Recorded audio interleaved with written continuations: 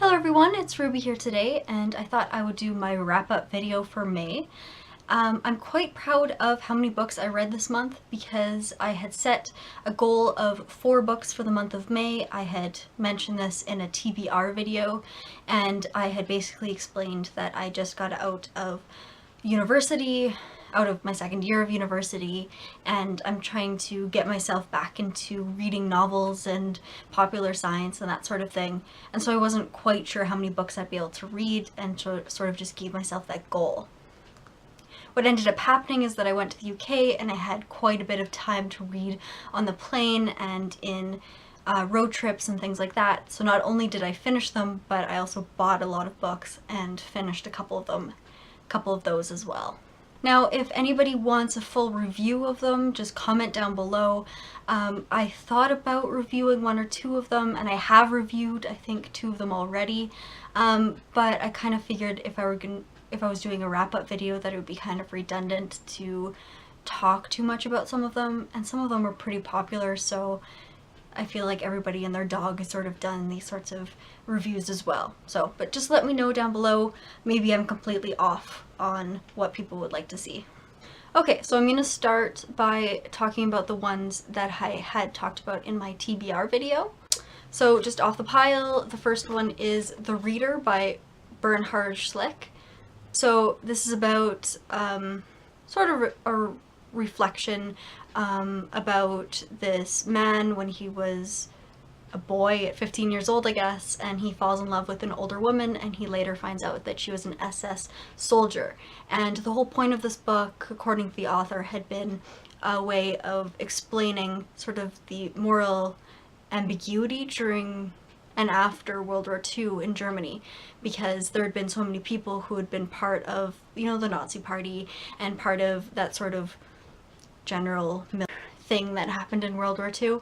And so he had written this book for a generation that hadn't experienced this already.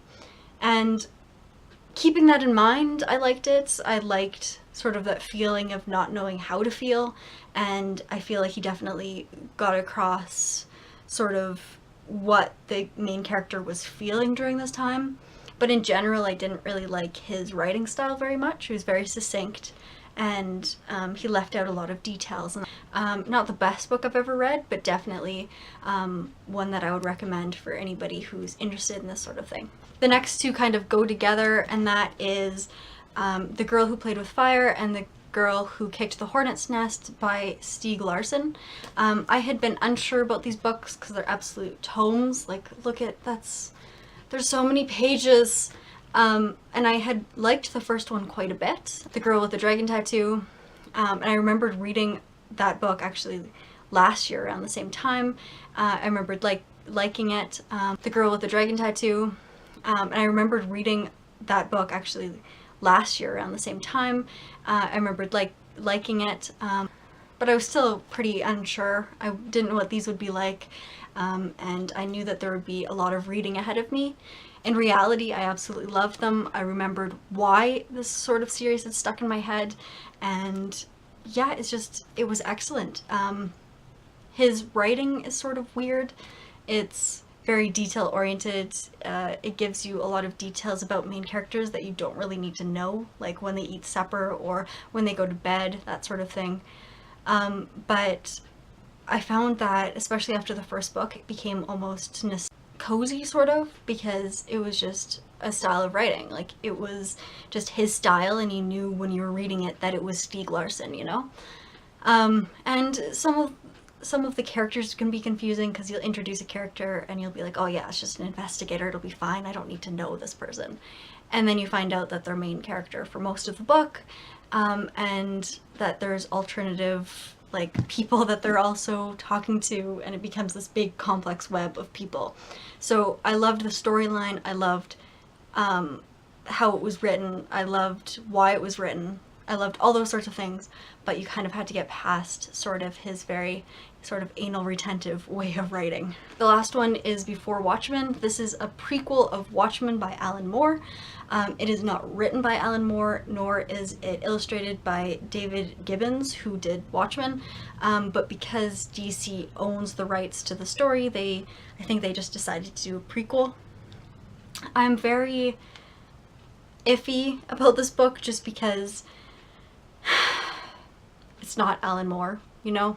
It's a good standalone book. It's a way of sort of fleshing out characters that Alan Moore had already kind of made you love and hate, but it doesn't have sort of the complexity and political sort of ambiguity Alan Moore had.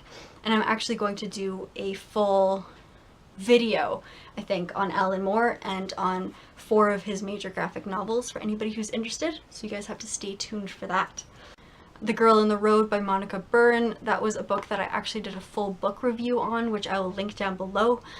So I won't talk too much about it. It was an ARC. I had requested it on NetGallery, and I absolutely loved it. It's a sci-fi, sort of futuristic, almost like speculative fiction about 2 women who escape from wherever they're living and kind of get onto a pilgrimage to Ethiopia for kind of 2 different reasons.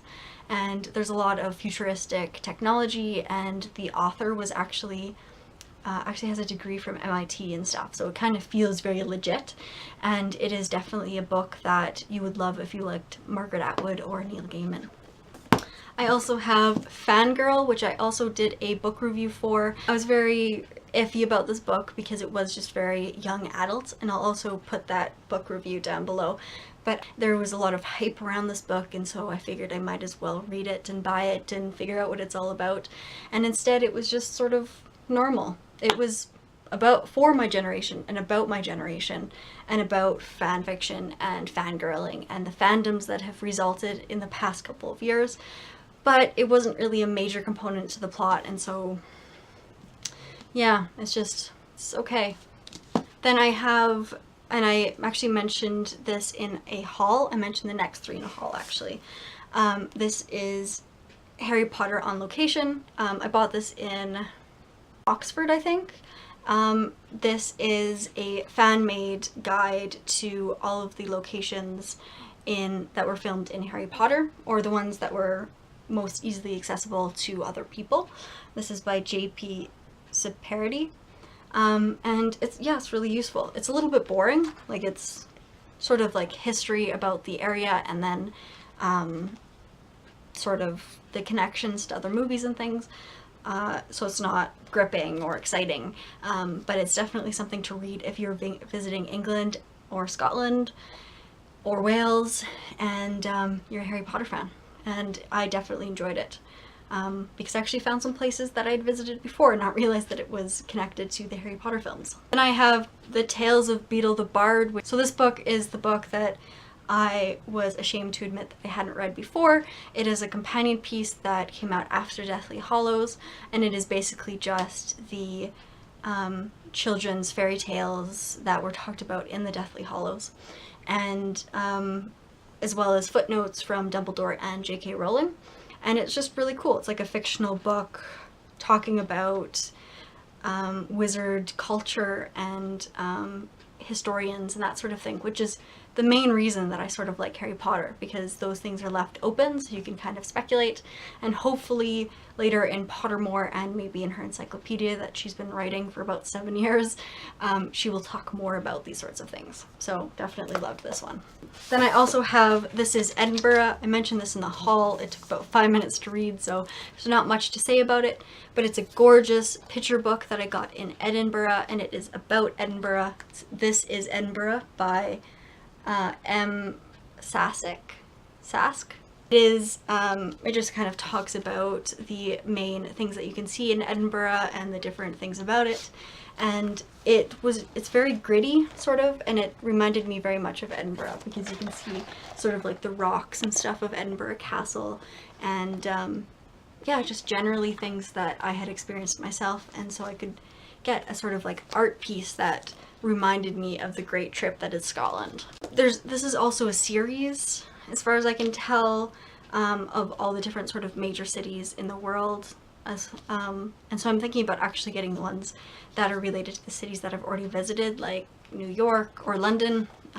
So I'll see, but I definitely enjoyed this purchase.